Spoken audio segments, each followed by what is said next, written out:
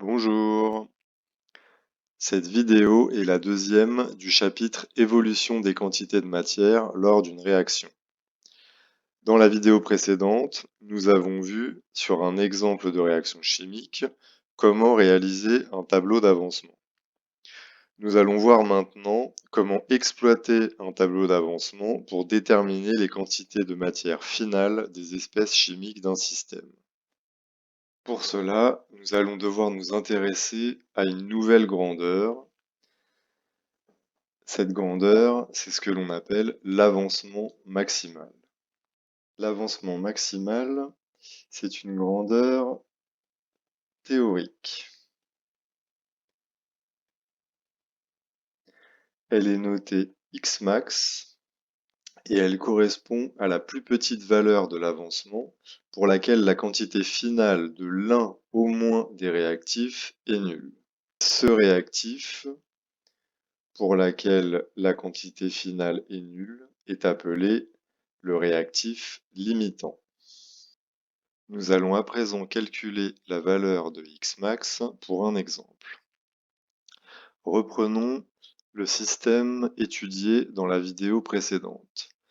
Nous avions mélangé 1 mol de diode et 4 mol d'ion thiosulfate. Nous obtenions donc pour ce système le tableau d'avancement suivant. Si nous faisons l'hypothèse qu'au moins un des deux réactifs est totalement consommé lors de la réaction, soit le diode ou bien les ions thiosulfate, alors nous savons que la valeur de l'avancement final, Xf, est égale à la valeur théorique de l'avancement maximal que nous venons de définir juste avant. Nous pouvons donc à présent, dans la dernière ligne du tableau, remplacer la valeur Xf par la valeur Xmax.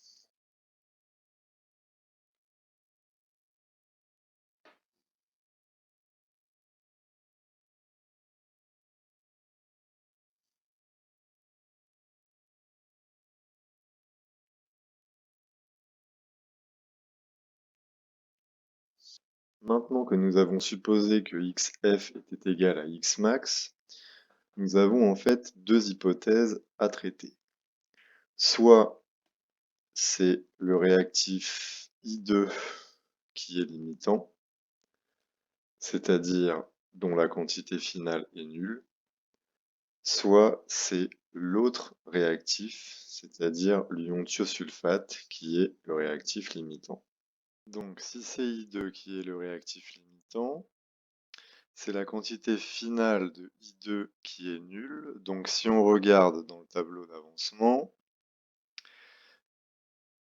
la quantité finale de I2, elle vaut 1 moins Xmax. On peut donc écrire que si I2 est le réactif limitant, on a 1 moins Xmax qui vaut 0. Ça nous donne Xmax égale 1 mol. Si on regarde maintenant notre deuxième hypothèse, si c'est l'ion thiosulfate qui est le réactif limitant, si on regarde le tableau d'avancement, c'est donc la quantité de matière finale d'ion thiosulfate qui est nulle, c'est-à-dire, si on regarde le tableau d'avancement, la quantité 4 moins 2x max. On peut donc écrire ici 4 moins 2x max égale 0. Et si on résout cette équation, on obtient x max égale 2 mol.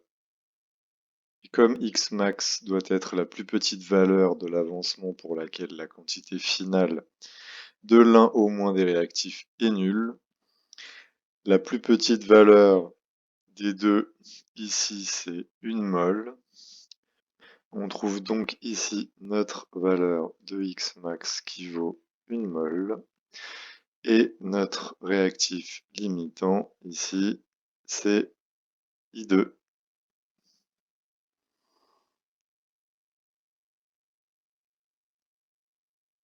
Nous avons donc à présent déterminé la valeur de l'avancement maximal de ce système. Mais attention, on peut considérer que l'avancement final est égal à l'avancement maximal uniquement si la réaction est totale. Une réaction est totale si au moins un des réactifs est complètement consommé à la fin de la réaction. Mais ce n'est pas toujours le cas. Parfois, la réaction s'arrête et aucun des réactifs n'est complètement consommé, et c'est ce que l'on appelle une réaction non totale. Dans le cas d'une réaction totale, l'avancement final est égal à l'avancement maximal.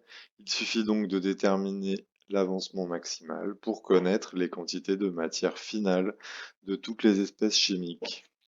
Mais pour une réaction non totale, dans laquelle aucun des réactifs n'est complètement consommé, dans ce cas, l'avancement final est inférieur à la valeur théorique de l'avancement maximal. Il faudra donc déterminer la valeur de l'avancement final pour connaître les quantités de chaque espèce chimique. On ne pourra pas se servir de la valeur de l'avancement maximal. Si on reprend notre exemple de réaction précédente, nous avions vu que lorsque l'on ajoute notre mol de diode aux 4 mols de thiosulfate,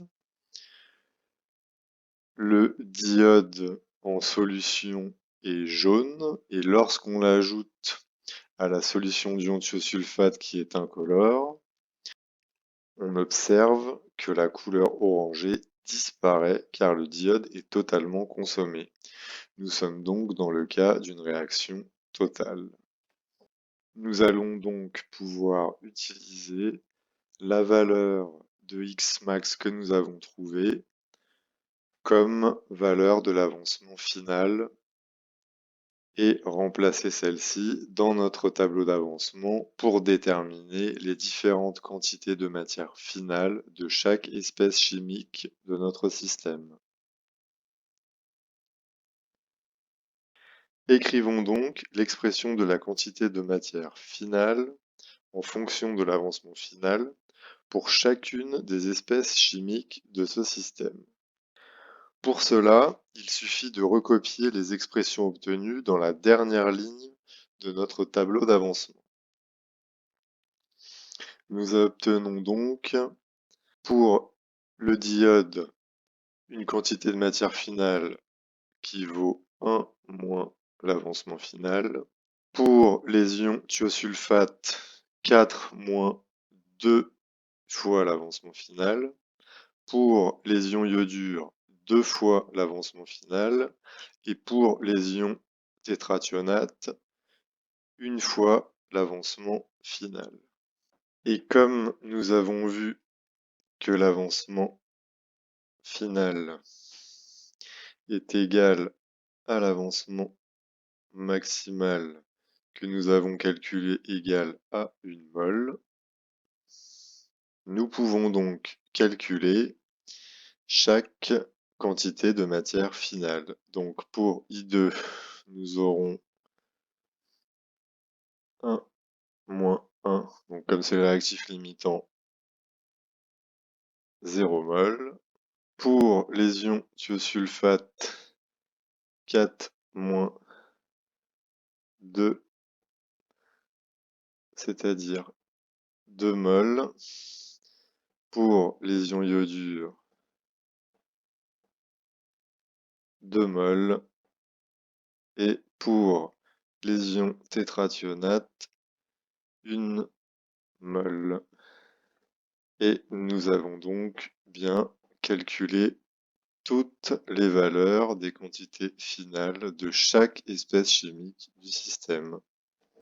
Dans cette deuxième vidéo de ce chapitre, nous avons vu, avec un tableau d'avancement, comment déterminer les quantités de matière finale d'un système chimique dans le cas d'une réaction totale. Dans la prochaine vidéo, nous étudierons le cas particulier d'un mélange stoichiométrique. Merci à tous d'avoir regardé cette vidéo.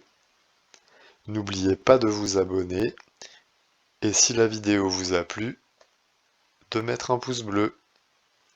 À bientôt!